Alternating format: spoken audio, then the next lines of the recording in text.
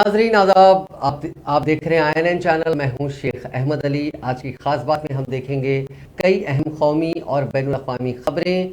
नेपाल के पोखरा से जोमसोम जाने वाला तारा एयर का मुसाफिर तैयारा गिरकर तबाह हो गया।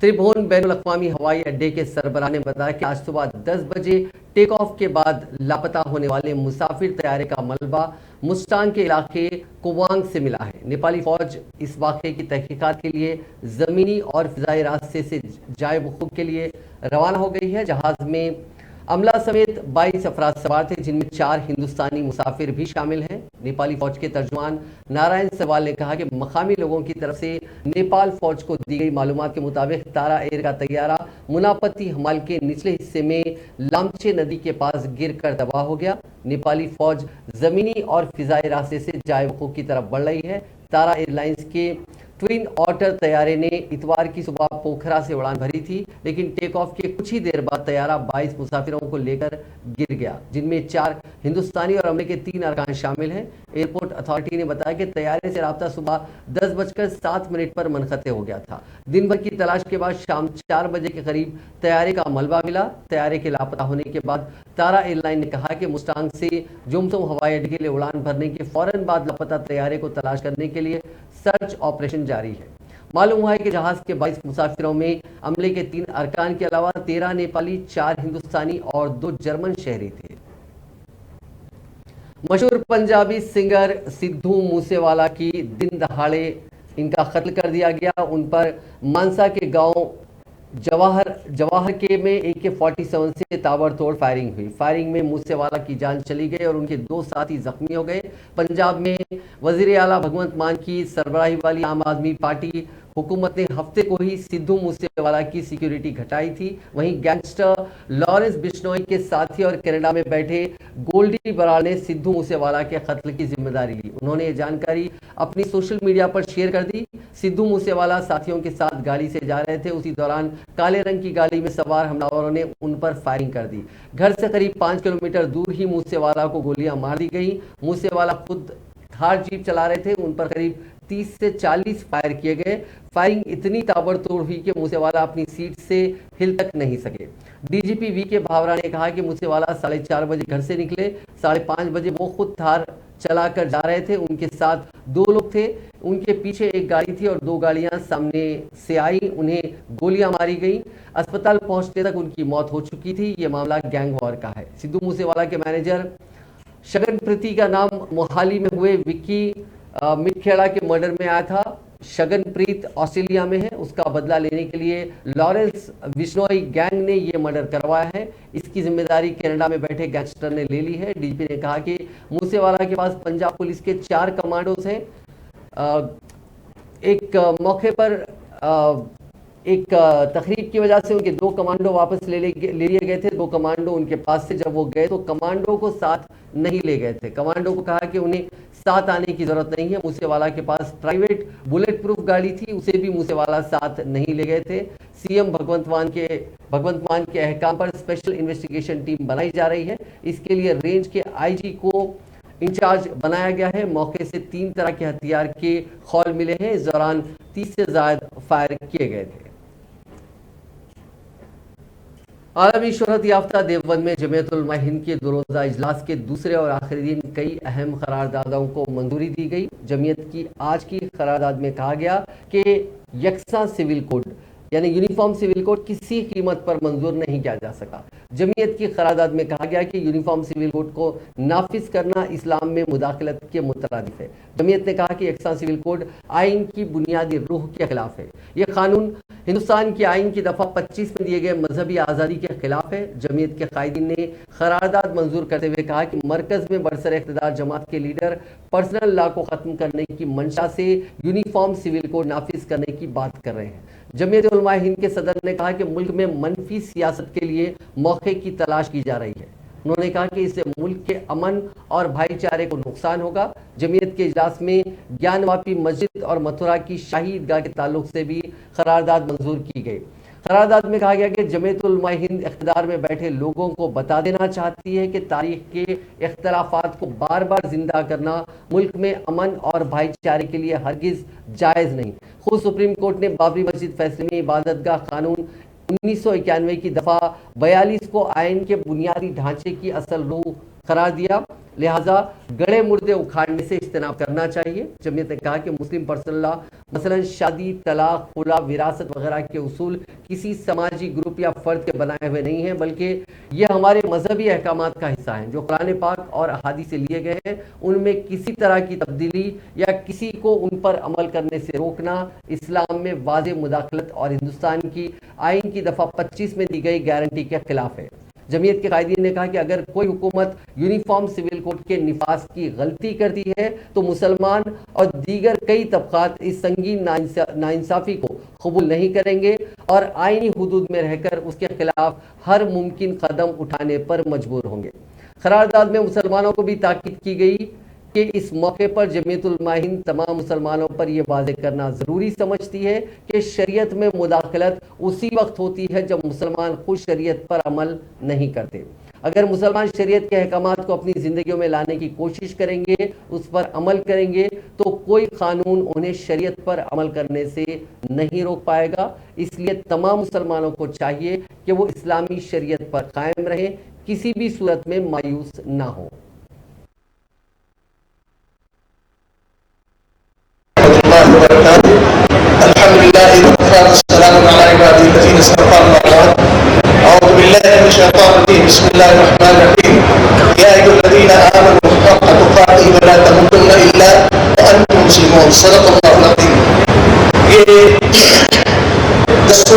दस्तूरी हुकूक सल्ब करने और यकसा सिविल कोड नाफिज करने की कोशिशों पर इज़हार तशवीश।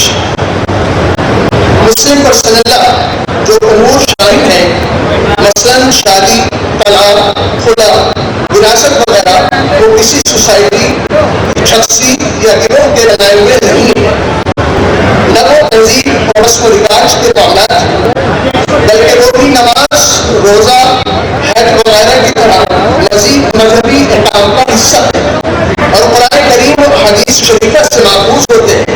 इसलिए इस्लाम से साबितशुदा कवानीन या अहकाम में किसी भी तरह की तब्दीली या उस पर अमल करने से किसी को रोकना दीन इस्लाम में सही मुदाखलत और दस्तूर हिंद की दफ़ा 25 में दी हुई जमानतों के खिलाफ है। लेकिन मौजूदा सरकार यकसा सिविल कोड लाकर मुस्लिम पर्सनल लॉ को खत्म करना चाहती है और साबिक़ा हुकूमतों की यकीन दहानियों और वादों को उसे पुष्ट डालकर मुल्क के आइन की असली रूह को नजरअंदाज कर रही है। जमीयत उलमा हिंद का ये इजलास हुकूमत हिंद को मुतनब्बे करता है कि मुसलमान इस्लामी अहकामात में किसी किस्म की तब्दीली हरगिज़ कबूल नहीं कर सकता। यही वजह थी कि जब दस्तूर हिंद की तरतीब अमल दारुल उलूम देवबंद में जमीयत उलमा हिंद के 2 रोज़ा इजलास के दौरान जहां मुसलमानों को दरपेश सियासी, समाजी और मजहबी मसाइल के हवाले से गुफ्तो शनीद जारी है, वहीं इस 100 साल पुरानी तंजीम के दोनों धड़ों में इत्तेहाद की उम्मीद नजर आ रही है। ख्याल है कि जमीयत उलमा हिंद 2 धड़ों में तकसीम है। एक धड़े की क़यादत मौलाना अरशद मदनी करते हैं, जबकि दूसरे धड़े की क़यादत उनके भतीजे मौलाना महमूद मदनी के हाथ में है। इस वक्त देवबंद में जो इजलास जारी है उसकी सदारत मौलाना महमूद मदनी कर रहे हैं। ताहम इजलास के पहले दिन यानी हफ्ते के रोज शाम के वक्त की निश्चित में मौलाना अरशद मदनी ने भी शिरकत की। दरिए असना मौलाना अरशद मदनी ने जमीयत के इत्तेहाद का इशारा देते हुए कहा कि वो दिन दूर नहीं जब इत्तेहाद यानी जमीयत के दोनों धड़ों का इत्तेहाद होगा। इजलास से खिताब करते हुए मौलाना मदनी ने कहा कि हमारे उलमाए किराम ने मुल्क की आज़ादी से लेकर बाबरी मस्जिद जैसे मसाइल तक बड़ी कुर्बानियाँ दी हैं। उन्होंने कहा कि हमारे बुजुर्ग कभी सड़कों पर नहीं आए बल्कि उन्होंने आईनी जदोजहद की। ऐसे में मैं इस मामले को आपके सामने रखना ज़रूरी समझता हूँ। हमें भी उसी तरह के हालात का सामना करना है।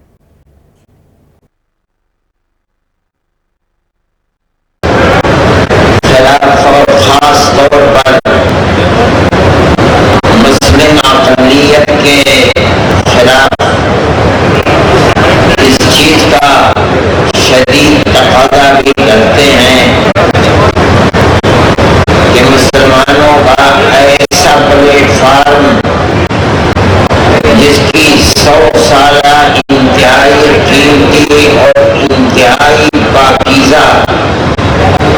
अपने मुल्क के लिए कुर्बानियों से भरी तारीख है। इन हालात के अंदर उस जमात का मैदान अमल भी एक ही होना चाहिए।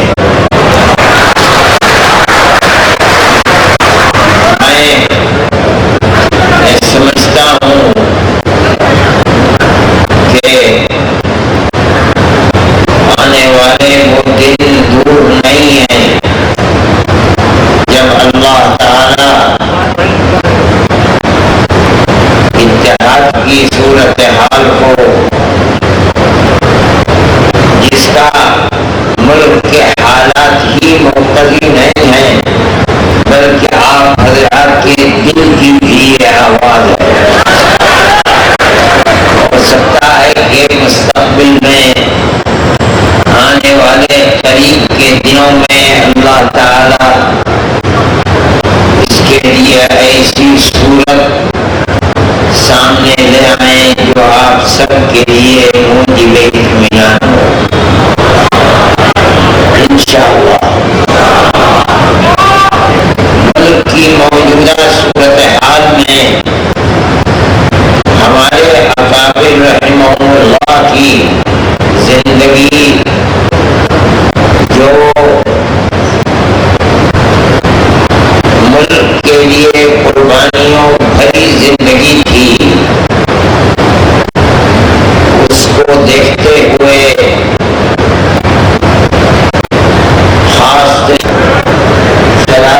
खास तौर पर कर्नाटक के एक कॉलेज के अहाते में गोल टोपी पहनने पर एक तालिबे इल्म की पिटाई कर दी गई। इस मामले में प्रिंसिपल, सब इंस्पेक्टर और दीगर 7 अफराद के खिलाफ एफआईआर दर्ज की गई है। एक रिपोर्ट के मुताबिक पुलिस ने इतवार के रोज इस मामले की इतला दी। रियासत के बागलकोट जिले के 13 अडाला पुलिस स्टेशन की जानिब से मकामी अदालत की हिदायत पर मुकदमा दर्ज किया गया। इस ताल्लुक से कॉलेज के तालिबे इल्म नवीद हसन ने कोर्ट में अर्जी दायर की थी। नवीद ने अपनी अर्जी में कहा कि 18 फरवरी को जब सरकारी फर्स्ट ग्रेड कॉलेज 13 अडाला में टोपी पहनकर आए तो उनकी बेइज्जती करते हुए इदारे में दाखिल होने से रोका गया। नवीद ने अदालत में कहा कि प्रिंसिपल और पुलिस सब इंस्पेक्टर के खिलाफ शिकायत दर्ज की जाए। अर्जी पर समाअत करते हुए अदालत ने पुलिस को हिदायत दी कि मुलजिमीन के खिलाफ एफआईआर दर्ज की जाए। अदालत अब 30 जून को इस मामले की समाअत करेगी। जमाकुंडी के डिप्टी एसपी को इस मामले का तफ्तीशकार मुकर्रर किया गया है। कबलजी साबिक प्रिंसिपल एएस पुजारा ने नवीद और उसके वालिद के खिलाफ पुलिस में शिकायत दर्ज कराई थी और मारपीट करने और उनके फराइज की अंजामदही में रखना डालने का इल्जाम आयद किया था। समाजवादी पार्टी के रुकन असेंबली और साबिक वजीर आजम खान की तबीयत नासाज हो गई है, जिसके बाद उन्हें हफ्ते को देर रात गए दिल्ली के श्री गंगाराम अस्पताल में दाखिल कराया गया। रिपोर्ट के मुताबिक आजम खान को सांस लेने में परेशानी के सबब अस्पताल में दाखिल कराया गया। आजम खान के बेटे और सवार सीट से एसपी एमएलए अब्दुल्ला आजम अपने वालिद को अस्पताल लेकर पहुंचे, जहां उनका इलाज चल रहा है। बताया जा रहा है कि जेल से आने के बाद आजम खान कई बीमारियों में मुब्तला है। दाखिल होने के बाद अस्पताल में आजम खान के कई टेस्ट किए गए। सीने में दर्द के पेश नजर ईसीजी भी किया गया। ख्याल है कि एसपी एमएलए 27 माह से सीतापुर जेल में कैद थे। बीजेपी हुकूमत के दौरान उनके खिलाफ 90 मुकदमा दर्ज किए गए। फिलहाल वो सुप्रीम कोर्ट से अबूरी जमानत मंजूर होने के बाद सीतापुर जेल से रिहा हुए हैं। जुनूब मगरबी मानसून यकम जून की मामूल की तारीख के बरखिलाफ इतवार को केरल पहुंच गया। इस तरह मामूल से 3 दिन पहले ये केरला पहुंच गया। हिंदुस्तानी महकमे मौसमियात ने बात बताई। जुनूब मगरबी मानसून हिंदुस्तान में ज़राअत पर मबनी मईशत के लिए रीढ़ की हड्डी समझा जाता है। कबलजी हिंदुस्तानी महकमे मौसमियात ने कहा था कि मानसून केरल में 27 मई को सरगर्म हो जाएगा। साल 2021 में हिंदुस्तानी महकमे मौसमियात ने पेशगोई की थी कि मानसून की 31 मई को आमद होगी, ताहम ये 3 जून को केरल पहुंचा था। Unique identification authority of India यानी UIDAI की जानिब से लोगों को इंतबाह दिया गया था कि वो किसी भी ऑर्गेनाइजेशन के साथ आधार की फोटोकॉपी शेयर ना करें। आधार के गलत इस्तेमाल का हवाला देते हुए ऐसा किया गया था। अब हुकूमत ने इस एडवाइजरी को वापस ले लिया है। हुकूमत के बयान में कहा गया कि UIDAI की जानिब से 27 मई को जारी एडवाइजरी इस सिलसिले में जारी की गई थी कि कोई फोटोशॉप के जरिए आधार कार्ड का गलत इस्तेमाल ना कर ले। हुकूमत ने कहा कि एडवाइजरी की गलत तशरीह का इम्कान देखते हुए इसे फौरी असर के साथ वापस लिया जाता है। UIDAI की जानिब से जारी आधार कार्ड होल्डर्स को सिर्फ सलाह दी जाती है कि वो अपने आधार नंबर को शेयर करने में अपनी समझ का इस्तेमाल करें। आधार आइडेंटिटी ऑथेंटिकेशन इकोसिस्टम ने आधार होल्डर की पहचान और सीक्रेसी की हिफाजत के लिए, प्राइवेसी की हिफाजत के लिए कई सहूलतें मुहैया करवाई हैं। यूआईडीआई ने लोगों को मास्क्ड आधार के इस्तेमाल की तजवीज़ भी दी है।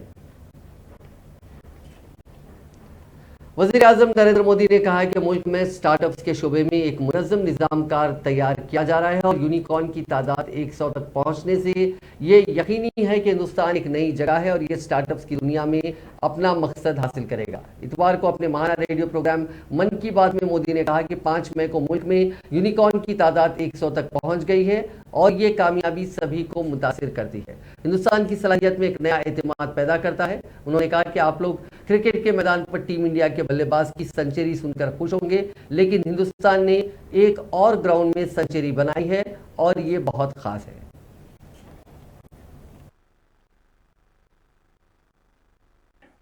कुछ दिन पहले देश ने एक ऐसी उपलब्धि हासिल की है जो हम सभी को प्रेरणा देती है। भारत के सामर्थ्य के प्रति एक नया विश्वास जगाती है। आप लोग क्रिकेट के मैदान पर टीम इंडिया के किसी बैट्समैन की सेंचुरी सुनकर खुश होते होंगे, लेकिन भारत ने एक और मैदान में सेंचुरी लगाई है और वो बहुत विशेष है। इस महीने 5 तारीख को देश में यूनिकॉर्न की संख्या 100 के आंकड़े तक पहुंच गई है। और आपको तो पता ही है, एक यूनिकॉर्न यानी कम से कम 7,500 करोड़ रुपए का स्टार्टअप। इन यूनिकॉर्न्स का कुल वैल्यूएशन $330 बिलियन यानी 25 लाख करोड़ रुपयों से भी ज्यादा है। निश्चित रूप से ये बात हर भारतीय के लिए गर्व करने वाली बात है। आपको यह जानकर भी हैरानी होगी कि हमारे कुल यूनिकॉर्न में से 44 पिछले साल बने थे। इतना ही नहीं, इस वर्ष के 3-4 महीने में ही 14 और नए यूनिकॉर्न बन गए। इसका मतलब यह हुआ कि ग्लोबल पैंडेमिक के इस दौर में भी हमारे स्टार्टअप्स वेल्थ और वैल्यू क्रिएट करते रहे। इंडियन यूनिकॉर्न्स का average annual growth rate USA, UK और अन्य कई देशों से भी ज्यादा है। एनालिस्ट का तो ये भी कहना है कि आने वाले वर्षों में इस संख्या में तेज उछाल देखने को मिलेगी। एक अच्छी बात ये भी है कि हमारे यूनिकॉर्न्स डाइवर्सिफाइंग है। ये e commerce, fintech, edtech, biotech जैसे कई क्षेत्रों में काम कर रहे हैं। सदर जमहूरिया रामनाथ कोविंद ने आज कहा कि हिंदुस्तान के ऋषि मुनि लोगों को वबाई अमराज से बचने के तरीके बताते रहे हैं। कोविंद ने ऑल इंडिया आयुर्वेदिक कॉन्फ्रेंस के 59वें इजलास की इफ्तिताई तकरीब से खिताब किया। तकरीब के दौरान गवर्नर मंगू भाई पटेल, वजीर आला शिवराज सिंह चौहान, वजीर खजाना जगदीश देवार, वजीर आला तालीम डॉक्टर मोहन यादव और आयुष के वजीर राम किशोर कंवर भी मौजूद थे। तकरीब से खिताब करते हुए कोविंद ने कहा कि हजारों साल पहले लिखी गई चरक स्नेहिता में जिक्र किया गया है कि खाने से पहले हाथ, पांव और मुंह को अच्छी तरह धोना चाहिए। भारतवर्ष के ऋषि मुनि कई साल पहले इस वबा से बचने के तरीके बताते चले गए थे। कोविड के दौरान आयुर्वेदिक की तरफ लोगों का रुझान बढ़ गया है। उन्होंने कॉन्फ्रेंस में मौजूद लोगों को दावा देते हुए कहा कि कन्वेंशन में 3 तबके के लोग शरीक हैं जिनसे मुल्क को बहुत ज्यादा तवक्कुआत है। उन्होंने कहा कि यहाँ मौजूद इंतजामिया के लोगों को आयुर्वेद के तहफ्फुज़ के साथ साथ समाज में आयुर्वेद के लिए बेदारी के मैदान में काम करना चाहिए। चाहता हूँ कुछ वो कई चीजें उसके साथ जुड़ जाती हैं, लेकिन मैं ये देख रहा हूँ कि आज भी इस सभागार में कुछ आयुर्वेदाचार्य वैद्य बैठे हुए हैं जिनसे मैं राष्ट्रपति भवन में मैं परामर्श लेता रहता हूँ। मंच पर भी हैं और इस सभागार में भी। मैडम मुस्कुरा रही हैं। अवंतिका, प्रतिकल्पा और अमरावती जैसे पौराणिक नामों को धारण करने वाली ये नगरी योग, वेदांत, पर्व, उत्सव, धर्म दर्शन, कला, साहित्य और आयुर्वेद ज्योतिष की नगरी है। यह नगरी कृष्ण और सुदामा को शिक्षा देने वाले महर्षि संदीपनी के गुरुकुल की नगरी है। यह भूमि भूत भावन भगवान महाकाल, मंगलकारी भगवान मंगलनाथ, योगी मत्स्येंद्रनाथ, सम्राट विक्रमादित्य, महाकवि कालिदास, महाकवि भास और भवभूति आदि जैसी अनेक महान विभूतियों की भूमि है। इसके साथ ही ये प्रकांड ज्योतिषविद, साहित्यकार और स्वाधीनता सेनानी पंडित सूर्य नारायण व्यास की जन्मभूमि भी है। भारत के गौरव सम्राट विक्रमादित्य और महाकवि कालिदास की यशोगाथा को अमर बनाने वाले विक्रम विश्वविद्यालय, विक्रम कीर्ति मंदिर, कालिदास परिषद और कालिदास समारोह की प्रेरक। आम आदमी पार्टी के सुप्रीमो अरविंद केजरीवाल ने हरियाणा में बीजेपी पर बड़ा हमला करते हुए कहा कि जो लोग चाहते हैं कि उनके बच्चे डॉक्टर, इंजीनियर, वकील बने, वो हमारे साथ आए। जो चाहते हैं कि उनके बच्चे दंगाई, गुंडे और बलात्कारी बने, वो बीजेपी के पास चले जाएं। केजरीवाल ने बीजेपी कायदीन को उनके सरकारी रिहायशगाह पर हमले के लिए भी घेरा। आम आदमी पार्टी की पहली रैली अब बदलेगा हरियाणा इतवार के रोज कुरुक्षेत्र में हुई। केजरीवाल ने कहा कि बीजेपी 2024 का इलेक्शन मौजूदा वजीर आला मनोहर लाल के नाम पर लड़कर दिखाए। उन्होंने कहा कि उन्हें किसी रिपोर्टर ने बताया कि बीजेपी वाले सीएम मनोहर लाल को इलेक्शन से पहले ही ओहदे से हटा देंगे। हाल था जैसे हरियाणा के स्कूलों का बुरा हाल है, हरियाणा में भी सरकारी स्कूलों का बुरा हाल है। मैं देख के आया था, दिल्ली में भी सरकारी स्कूलों का बहुत बुरा हाल था। हमने पिछले कुछ सालों में, 7 सालों में दिल्ली के सरकारी स्कूल इतने शानदार कर दिए। आप कहोगे केजरीवाल अपनी बड़ाई खुद ही कर रहा है। इस बार हमारे सरकारी स्कूलों के नतीजे 99.7% नतीजे आए हैं। 99.7%। इतिहास में 70 साल के भारत के इतिहास में सरकारी स्कूलों के नतीजे ऐसे नहीं आए। और भाई साहब, इस साल 4 लाख बच्चों ने प्राइवेट स्कूलों से नाम कटा के सरकारी स्कूलों में भर्ती कराए हैं। अपने बड़े बड़े, अब अमीर लोग भी अपने बच्चों को सरकारी स्कूलों में भेज रहे हैं। बड़ी बात है भाई साहब, है कि नहीं है? अभी 2 साल पहले अमेरिका के राष्ट्रपति, अमेरिका तो दुनिया का सबसे बड़ा देश है, सबसे शक्तिशाली, अमेरिका के राष्ट्रपति इंडिया आए थे। जब वो इंडिया आए तो उनकी पत्नी भी उनके साथ आई थी। पत्नी का नाम है मिलेनिया ट्रंप। ट्रंप साहब आए थे ना 2 साल पहले अपने भारत मोदी जी से मिलने। तो जब उनकी पत्नी भी उनके साथ आई तो उनकी पत्नी मोदी जी को बोली, मैंने केजरीवाल के स्कूलों के बारे में बहुत सुना है, मैं उसका स्कूल देखना चाहती हूं। मोदी जी ने बहुत समझाया, बहन मान जा, केजरीवाल के स्कूल में ना जा, मैं अपने स्कूल दिखा दूंगा, मैं बीजेपी वालों के स्कूल दिखा दूंगा, मैं प्राइवेट स्कूल। बोली ना, मैं तो केजरीवाल के स्कूल देखूंगी। मानी नहीं वो मानी नहीं मोदी जी की बात। वो हमारे स्कूल देखने आई। बड़ी बात होगी भाई साहब, अमेरिका के राष्ट्रपति की पत्नी केजरीवाल के स्कूल देखने आई। कुछ तो कर ही रखा होगा हमने, कुछ तो।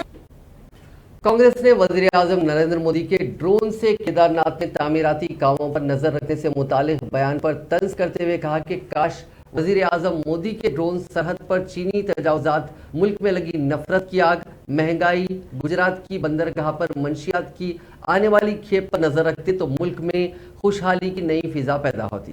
कांग्रेस ने अपने ऑफिशियल ट्विटर हैंडल पर नरेंद्र मोदी पर तंजिया हमला किया और पूछा कि उनके ड्रोन मुल्क की बढ़ती हुई महंगाई और बिगड़ती हुई मईशत की तबाही को क्यों नहीं देख रहे हैं। पार्टी ने कहा कि महंगाई, माशी तबाही और रुकती कमाई, मोदी जी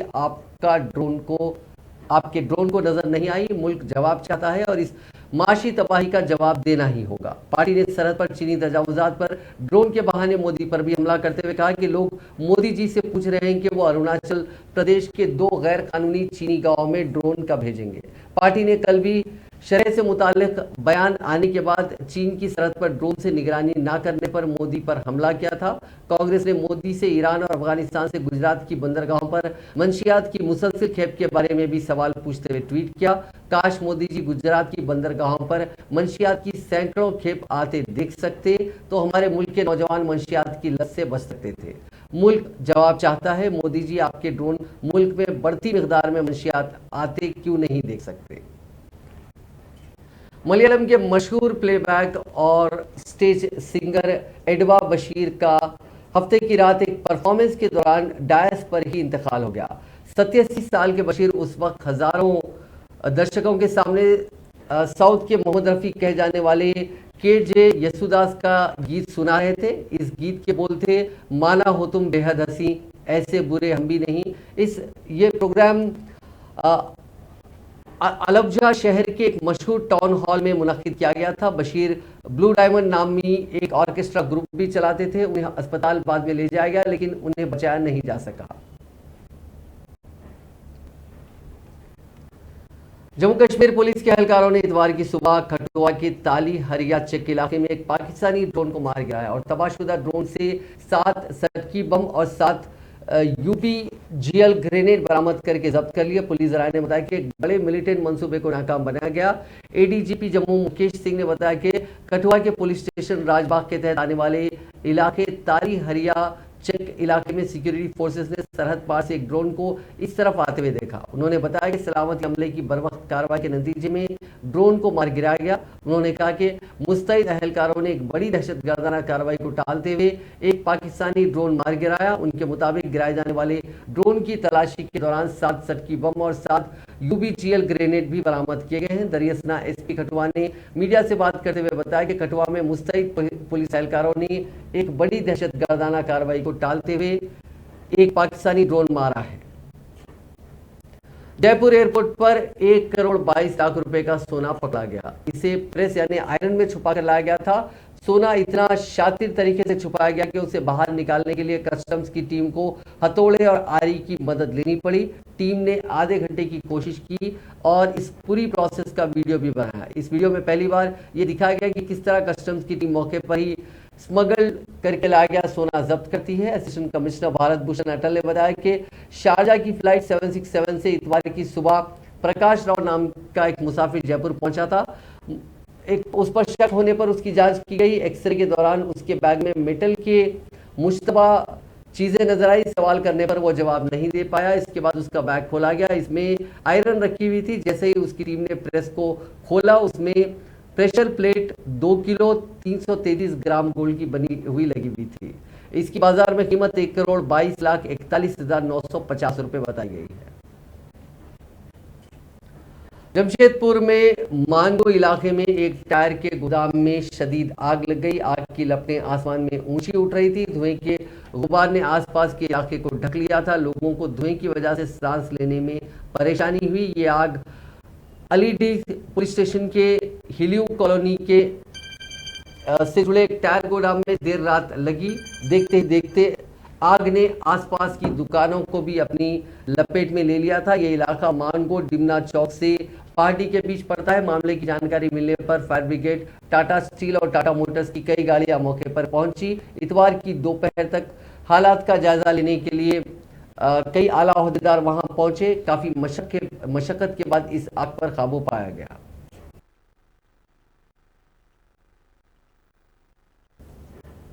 नाजरीन, आज की खास बात में बस इतना ही। आपसे कल मुलाकात होगी नई खबरों के साथ, नए एनालिसिस के साथ। फिलहाल दीजिए इजाजत। खुदा हाफिज।